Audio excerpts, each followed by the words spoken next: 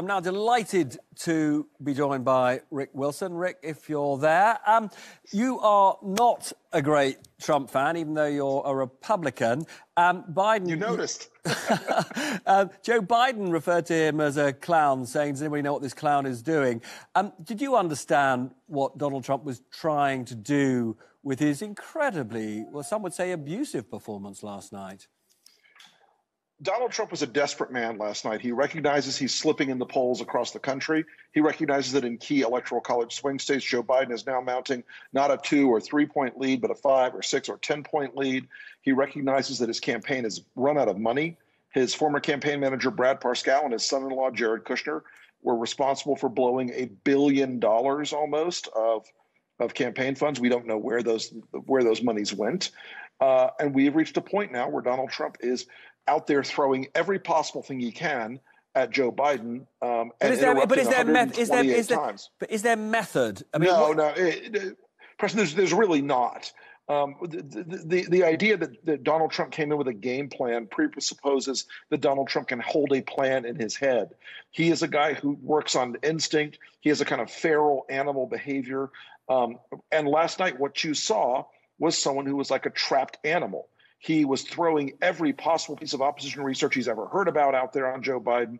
He was attacking Joe Biden's children, his dead son.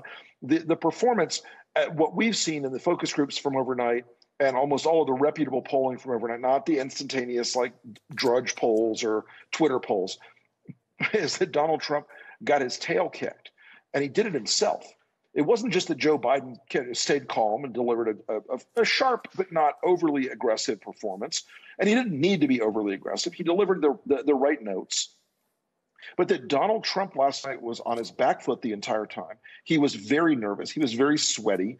The yelling and the interrupting, these are not behaviors that most Americans scan as particularly presidential. So I think Biden had a great night last night. But I mean, and I say this as somebody obviously observing from another country who's relatively impartial about all of this, and I don't want to sound ageist, but Joe Biden did come across as really quite old. I mean, much older than, our leaders normally seem. Do you not think that that's an issue when it comes to I honestly don't think that's really a big issue right now. And I'll say one other thing. For months, Donald Trump has invested millions of dollars running ads saying that Joe Biden is senile, Joe Biden drools on himself, Joe Biden can't put 2 words together, Joe Biden can barely function. Well, they basically gave Joe Biden an enormous gift by doing that, because he walked out on stage last night.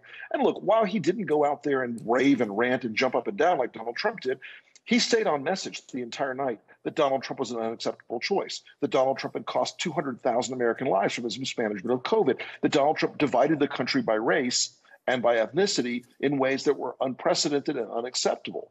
So on the whole, I think what we saw last night was the unhinged nature of Trump's performance was Joe Biden could have stood there and not said a damn word, but Donald Trump sounded so mad last night that I think it really hurt him. And we're going to see, I think, a meaningful move in the polling because of it. Okay. But, one of the things that was very clear from what Donald Trump said, which is, broadly, he can only conceive of 2 outcomes. One is in which he wins, and the other he loses and then doesn't accept it and doesn't leave the White House.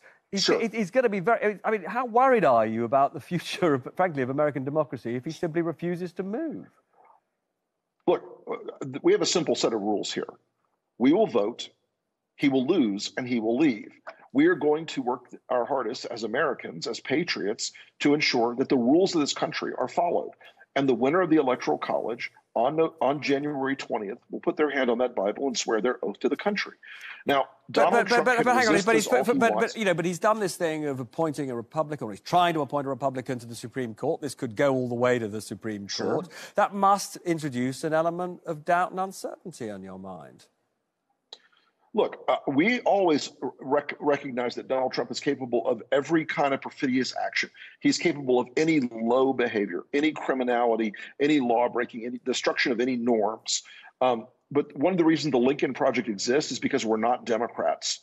And we fight a different way. We fight the way that the Republicans are going to fight. We show people as pathfinders and as the tip of the spear on these things how this battle will be shaped. We understand how Trump will fight because we were the people that used to fight those battles for the Republican Party. And we're going to do this very aggressively. We're going to push back harder than they can imagine. There's going to be a great cost to be paid by the people, the sycophants around Trump, if he continues after and tries to maintain the presidency after he loses the election. Sure. This is going to be a very bloody time for America. And I mean that, unfortunately, maybe literally bloody. Okay, because I've got one very quick question for you. We're almost out of time. Despite the fact that you think he's going to lose, there is no question that 30 to 40% of Americans actually love him. They don't hold their noses and vote for him. They love him. Sure. That means America will remain bitterly divided. How do you reunite America? Look, there is not going to be a reuniting with the Trumpist faction of the Republican Party.